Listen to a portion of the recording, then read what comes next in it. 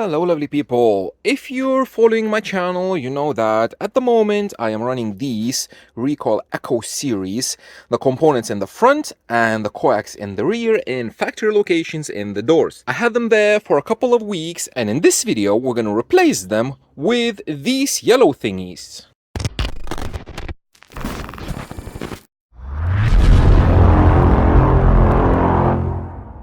So these yellow Recoil speakers, which look like Focal but they're not, they are the RLX65 and RLM65. Again, components and coax drivers. What I'm trying to do in these videos is just to listen to them and break them in and see what is the difference between them. We will have another video where we're going to take objective measurements in a baffle. I'm going to disconnect the tweeter so we can see what each component does. But in this video, we're going to swap them out because I need to break them in. Now, these look very similar to the Echo series.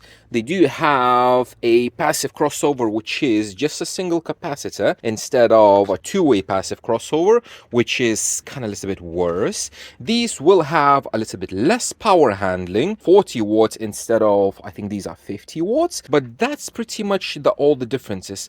What I want to show you in this video from the objective measurement side is I'm going to take the measurements, how everything is now, because I did EQ this with a down for sound DSP. I'm using these two amplifiers. This amplifier is bloody awesome. It's very good. For the price, for the size as it is, I did a full review on this one. I listened to it for a couple of weeks. It sounds great, like on a budget set. As a budget amplifier, it sounds very good. No complaints at all. So as I mentioned, everything is tuned. I do have my house curve set and everything. So what I'm going to do is I'm going to take the measurements from the driver's seat, moving microphone as typically as I do, with all the four speakers after EQ, after everything is done. And then I'm going to swap these, just swap the drivers and measure again. So in that case, we will be able to see what is the difference, measurable difference, if we just literally swap the speakers and don't change anything.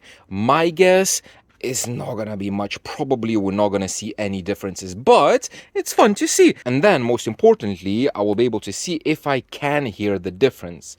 Now, very quickly, I want to tell you about these Echo series speakers. As I mentioned, I ran them for 2-3 weeks, and I do run the ones in the rear as well.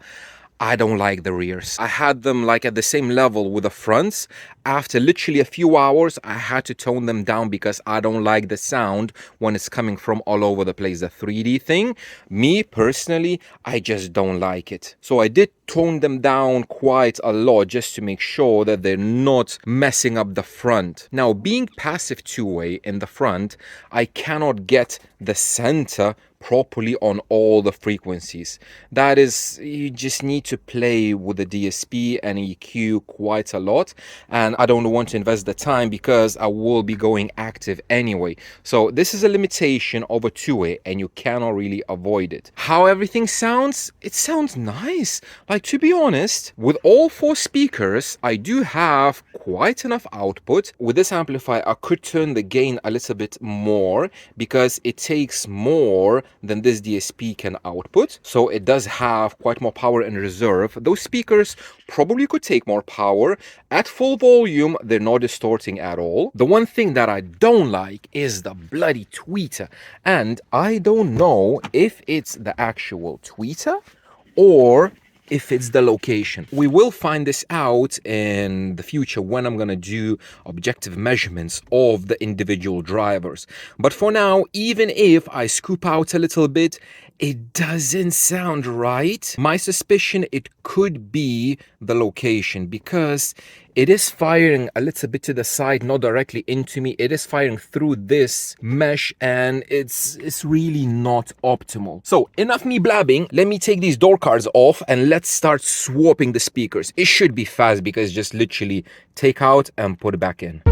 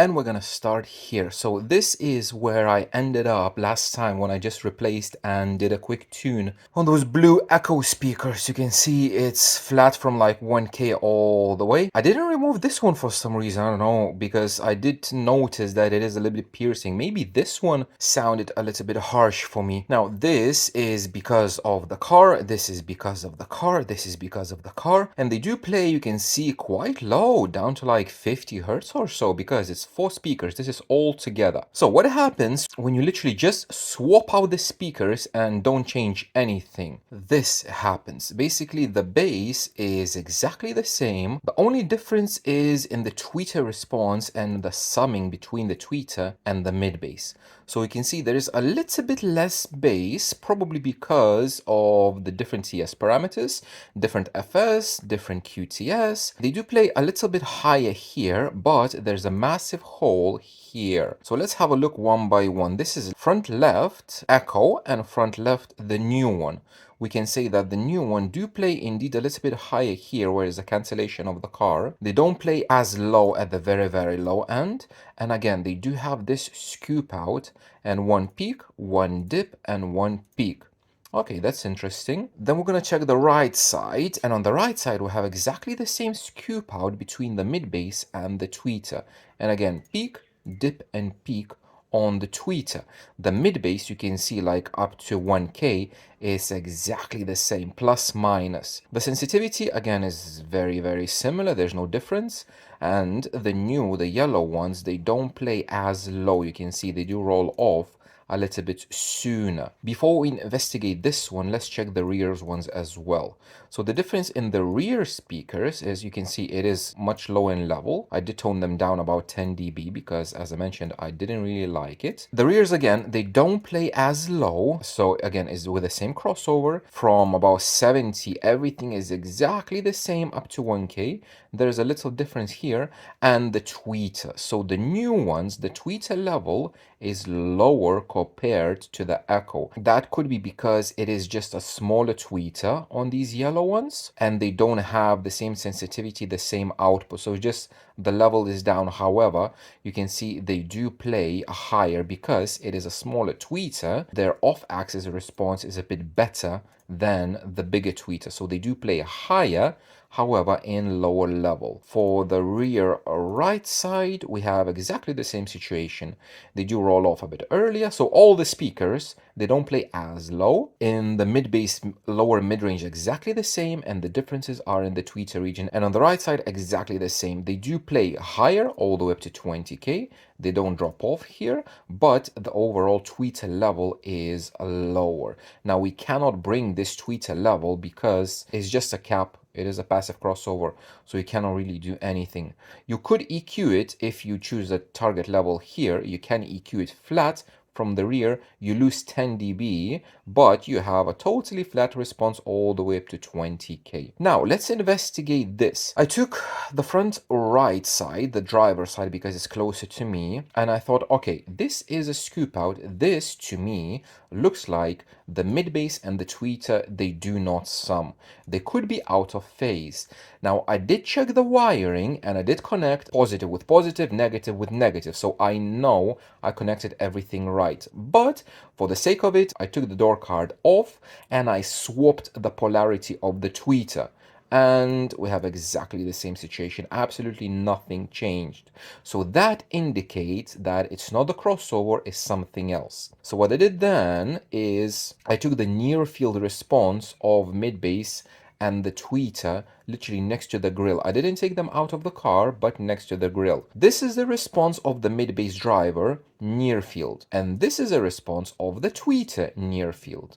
So we can see that they do sum here quite a lot, both of these drivers. Now, if this driver would be on a passive crossover with a low pass filter for the woofer, this would be a little bit better because this wouldn't come up in the actual response. However, we still have a massive dropout hole in here. I know that this is not my doors, not the location, because this is near field. And as I mentioned, with the other drivers, with the other speakers, with the echo, the blue ones, there was no issues there and everything was sounding right. So we have this one and the tweeter, which doesn't play low at all. This tweeter, you can see it's crossed. I don't know where it's crossed, but it doesn't play basically below 6K, which is surprising because it is a big tweeter, so it could potentially play at least down to 3K, I would imagine. But for some reason, it has this, it does have a massive cone breakup here.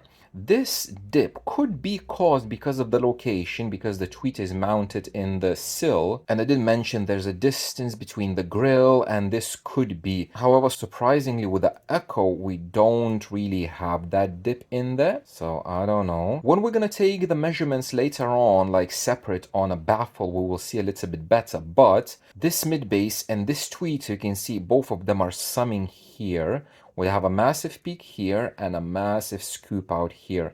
So we get this, which is uncurable, literally. This is why a two-way is not the best solution. This tweeter, if it could play lower, like down to 3K, down to 2.5, as I mentioned, it could kind of cover this. It's not gonna sound really, really nice. To be honest, like this scoop out between 2 and 3, it removes absolutely all the harshness that can possibly be, but at the same time, this is where the attack is. So like this, you're not gonna have any attack on like kicks and cymbals and everything. This is just gonna be way too mellow, and these two peaks, they will need taming because this is gonna be sibilance. I will listen to it for a week or so just like it is, then I'm gonna try to fix it, maybe just remove these two peaks, but I guarantee this is gonna be sibilance 7K, a lot of sibilance plus 5 dB, and this is gonna be a lot of sparkle. So like if you like the sparkle in the very top end, probably you're gonna like it. But yeah, so the main difference that I have is this little sibilance and this massive scoop out. So I think now this set is gonna sound extremely laid back with no attack, and probably I will be able to listen to this for a long periods without any fatigue when I'm gonna remove these two peaks. But we're gonna see. I'm gonna listen to it for a week and then I'm gonna report back. As you can see, when you're replacing the speakers, barely anything changes here, especially in the bass region, because all of this is your car and it's not the speakers, as I mentioned many times before. So that's it for now. Thank you very much for watching, and I will see you in the next one.